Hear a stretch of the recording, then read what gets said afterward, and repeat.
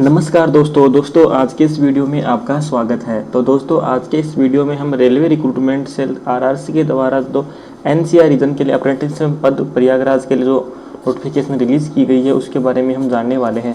लेकिन दोस्तों आप हमारी वीडियो में आगे बढ़ने से पहले हमारे YouTube channel government job news को सब्सक्राइब कर लीजिए और साथ में बेल आइकन को प्रेस कर लीजिए ताकि ऐसी ही एजुकेशनल एंड नॉलेजेबल वीडियो मिले आपको सबसे पहले। तो चलिए दोस्तों वीडियो शुरू करते हैं। तो दोस्तों सबसे पहले हम अपने क्रोम ब्राउज़र में RRC NCR टाइप करके आपको सर्च कर लेना है। उसके बाद जो पहले लिंक RRC NCR प्रयागराज की आपको दिख जाएगी उस पर आपको क्लिक कर लेना है। तो आपके सामने कुछ इस तरह का इंटरफेस खुलकर आएगा। उसके बाद में आपको स्क्रॉल करते हुए नीचे की तरफ आना है। तो यहाँ से आपको रिसेंट हाईलाइट्स, CN हाईलाइट्स सब कुछ यहाँ पर इन्फॉर्मेशन देखने को मिल जाएगी। उसके बाद में स्क्रॉल करके नीचे की तरफ आपको नोटिफिकेशन सेक्शन में आना है। यहाँ पर आपको 16 सितंबर 2024 को इसका जो नोटिफिकेशन है वो रिलीज़ किया गया था और इसकी जो क्लोजिंग डेट है ऑनलाइन आवेदन करने की वो 15 अक्टूबर 2024 रखी गई है। तो यहाँ से हम click here to online form पर आपको क्लिक कर देना है। तो यहाँ से आप रजिस्ट्रेशन पेज पर रिडायरेक्ट हो जाओगे। उसके बाद में सबसे पहले इसका नोटिफिकेशन के बारे में थोड़ी सी जानकारी जान लेते हैं। तो यहाँ से आप डाउनलोड नोटिफिकेशन वाले ऑप्शन पर क्लिक करना है। तो आपके सामने कुछ इस तरह का नोटिफिकेशन खुलकर आएगा। ये railway recruitment cell north central railway की तरफ से रिलीज़ किया गया। यहाँ पर जो ओपनिंग डेट है वो 16 सितंबर से ही स्टार्ट हो गए थे और इसकी जो क्लोजिंग डेट है वो 15 अक्टूबर रखी गई है। तो यहाँ से इसका आवेदन आप 15 अक्टूबर तक कर सकते हैं। उसके बाद में यहाँ पर इसकी एलिजिबल कंडीशन की बात करें तो यहाँ पर सबसे पहले एज क्राइटेरिया है वो 15 ईयर से 24 ईयर के बीच के युवा यहाँ पर आवेदन कर सकते हैं। और यहाँ पर जो SC ST OBC के लिए अपर एज रिलेज में 5 ईयर का एज रिलैक्सेशन दिया गया, जिसमें SC ST को 5 ईयर और अदर OBC को यहाँ पर 3 ईयर का एज रिलैक्सेशन दिया गया है। और जो विकलांग कैटेगरी में है उसको अपर एज रिलैक्सेशन 10 ईयर का दिया गया है। तो यहाँ से आप पूरा नोटिफिकेशन रीड कर सकते हैं। उसके बाद में यहाँ पर एलिजिबिलिटी क्राइटेरिया की बात करें तो यहाँ पर आप 15/10/2000 से लेकर आप 15/10/2009 के बीच में अलग अलग कैटेगरी वाइज यहाँ पर DOB दी गई है। यहाँ पर आप इसके अंडर यदि बिलोंग करते हैं तो आप इसके लिए एलिजिबल माने जाओगे। अब इसकी एजुकेशन क्वालिफिकेशन की बात करें तो यहाँ पर एजुकेशन क्वालिफिकेशन यहाँ आपका 10+2 एग्जामिनेशन सिस्टम में विथ 50% मार्क्स, यानी कि आपके 12th में 50% के साथ में 12th होना चाहिए और साथ ही साथ में आप NCVT द्वारा अप्रूव्ड आपका ITI भी होना जरूरी है। और यहाँ पर टेक्निकल क्वालिफिकेशन की बात करें तो यहाँ से ITI certificate, national trade certificate applicate to NCVT या SVT is compulsory is related trade as under, यानी कि आपका जो डिफरेंट प्रकार के यहाँ पर ट्रेड दिए गए इसमें आपका ITI होना भी अनिवार्य है।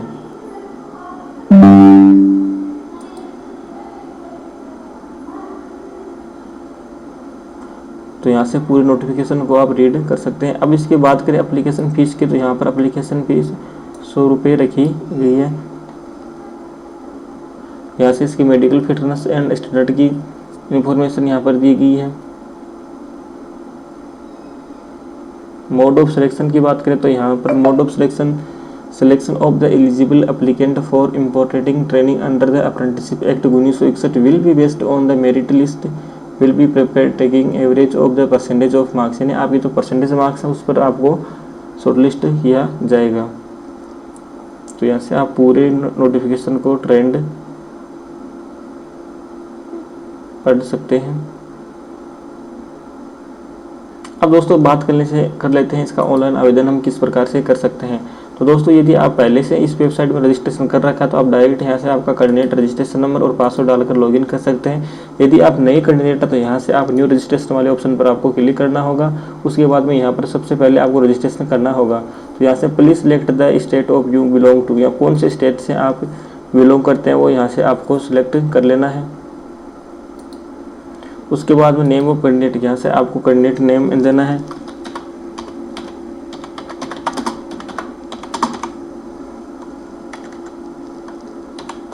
कैंडिडेट नेम एंटर करने के बाद में यहाँ पर डिवीजन या यूनिट आपको सिलेक्ट कर लेनी है, कौन सी यूनिट से आप आवेदन कर रहे हैं। यहाँ पर आपको अपनी कम्युनिटी सेलेक्ट कर लेनी है। उसके बाद में यहाँ पर आपका रिलीजन कौन से धर्म से आप हो वो आपको सिलेक्ट कर लेना है। जैसे यदि आप PWD विकलांग कैटेगरी में हो तो यस करें, अन्यथा नो करें। यदि आप एक्स सर्विसमैन हैं तो यस करें, अन्यथा नो करें। यहाँ पर आपको अपना DOB फिल कर लेना है।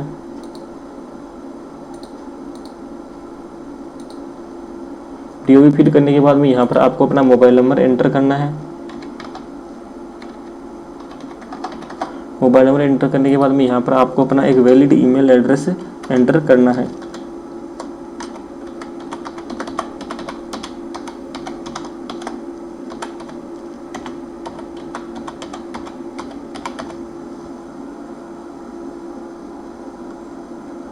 उसके बाद में यहाँ पर जो नीचे कैप्चा दिखाई दे रहा है वो यहाँ पर आपको एंटर करना है। तो यहाँ से 1 + 4 5 हो जाएंगे। तो उसके बाद में यहाँ पर आपको रजिस्टर नाउ वाले बटन पर क्लिक कर देना है। जैसे आप रजिस्टर नाउ वाले बटन पर क्लिक करोगे तो आपके सामने बोला जा रहा है are you sure that you want to submit this form, यानी आप इस फॉर्म को सबमिट करना चाहते हैं। तो यहाँ पर आपको ओके बटन पर क्लिक कर देना है। जैसे आप ओके बटन पर क्लिक करोगे तो आपका रजिस्ट्रेशन सक्सेसफुली हो जाएगा। यहाँ से आप अपना रजिस्ट्रेशन नंबर और पासवर्ड आपको नेक्स्ट स्टेप के लिए लॉगिन के लिए नोट कर लेना है। और साथ ही साथ में आपके रजिस्टर्ड मोबाइल नंबर पर भी ये यूज़र आईडी और पासवर्ड सेंड कर दिया जाएगा। तो यहाँ से आपको रिडायरेक्ट टू लॉगिन वाले ऑप्शन पर क्लिक कर देना है।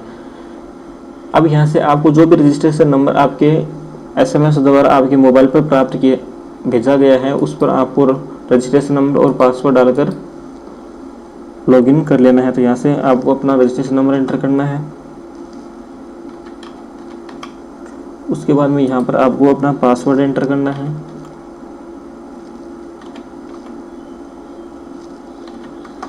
उसके बाद में यहाँ पर जो आपको कैप्चा दिखाई दे रहा है 8 + 1 कितने हो गए, 9। तो यहाँ से 9 एंटर करके यहाँ पर लॉगिन बटन पर क्लिक कर देना है। जैसे आप लॉगिन बटन पर क्लिक करोगे तो आप अपने अकाउंट में यहाँ पर लॉगिन हो जाओगे। तो यहाँ से आपको अपनी सबसे पहले पर्सनल इन्फॉर्मेशन आपको देनी होगी। तो सबसे पहले यहाँ पर आपको अपना जेंडर सेलेक्ट कर लेना है। यदि मेल हो तो मेल, अन्यथा फीमेल, जो भी आपको सेलेक्ट कर लेना है। उसके बाद में यहाँ पर आपको अपना फादर्स नेम एंटर करना है।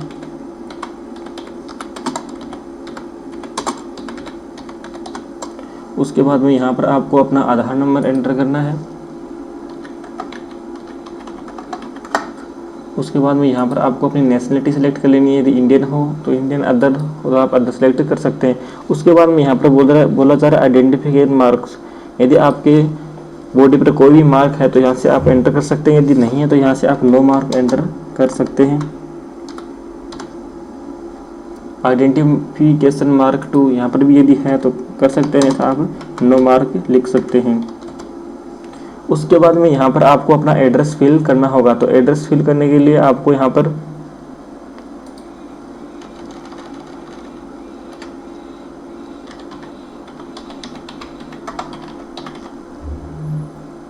उसके बाद में यहाँ पर आपको एड्रेस फिल करना है।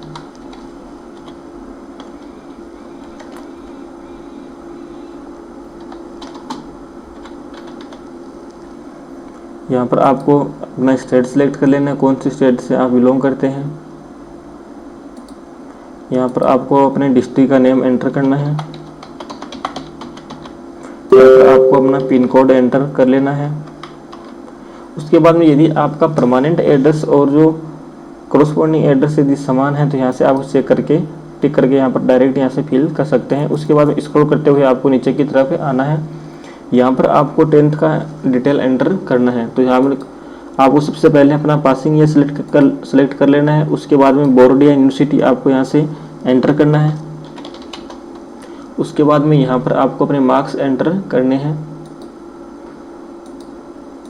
टोटल मार्क्स कितने रहे थे आपके 10th में वो एंटर कर लेना है। आपको कितने मार्क्स मिले हैं वो यहाँ पर एंटर कर लेना है। यहाँ पर आपको परसेंटेज निकल कर लिखना है। यहाँ पर आपको अपने मार्कशीट का नंबर एंटर कर लेना है। मार्कशीट का नाम एंटर करने के बाद में यहाँ पर आपको अपने 10th की मार्कशीट को 50 से 100 KB के बीच में PDF फाइल में स्कैन करके यहाँ पर आपको अपलोड करना है। तो यहाँ से आपको अपनी मार्कशीट को सिलेक्ट कर लेना है।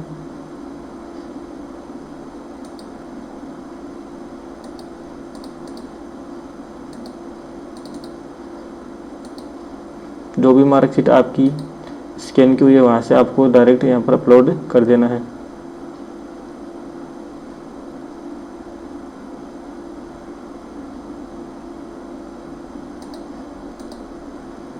उसके बाद में यहाँ पर आपको टेक्निकल क्वालिफिकेशन डिटेल, आपकी जो ITI की डिटेल है वो यहाँ पर आपको एंटर करनी है। तो यहाँ से आपको डिवीज़न आपको प्रयागराज दिख जाएगा। उसके बाद में आपने कौन से ट्रेड से ITI की है वो यहाँ से आपको सेलेक्ट कर लेना है। उसके बाद में पासिंग ऑफ ईयर आपको यहाँ पर सेलेक्ट कर लेना है। टोटल मार्क्स आपको यहाँ पर सेलेक्ट कर देना है, कितने मार्क्स का आपका ITI रहा है, कितने मार्क्स आपको मिले हैं वो आपको एंटर कर लेना है। यहाँ पर परसेंटेज आपका आ जाएगा। यहाँ पर आपको इंस्टीट्यूट का नेम देना होगा, कौन से इंस्टीट्यूट से आपने ITI की है। यहाँ पर आपको अपने ट्रेड का सर्टिफिकेट नंबर एंटर करना होगा।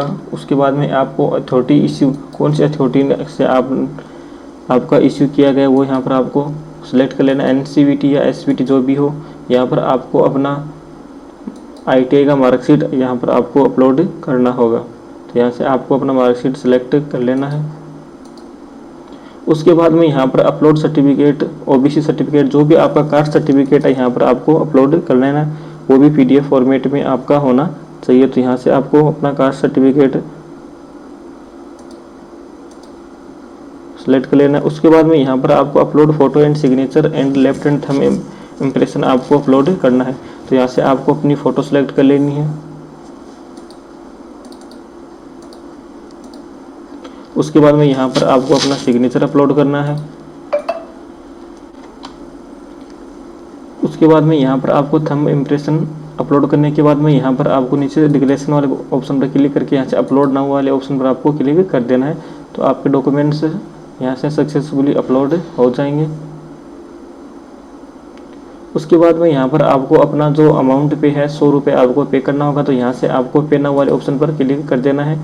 जैसे आप पे नाउ वाले ऑप्शन पर क्लिक करोगे तो आपको पेमेंट गेटवे पर यहाँ पर रिडायरेक्ट कर दिया जाएगा। तो यहाँ से आपको जो भी कार्ड है, UPI, नेट बैंकिंग, इसी मेथड से आप यहाँ पर 100 रुपये आपको पे कर देना है और आपका फॉर्म फाइनली सबमिट हो जाएगा। तो दोस्तों इस प्रकार से आप अपना रेलवे रिक्रूटमेंट RRC के लिए, प्रयागराज के लिए आप ऑनलाइन आवेदन कर सकते हैं। तो दोस्तों वीडियो कैसी लगी? यदि वीडियो पसंद आई है तो आप वीडियो को लाइक कीजिए, अपने दोस्तों के साथ में भी शेयर कीजिए।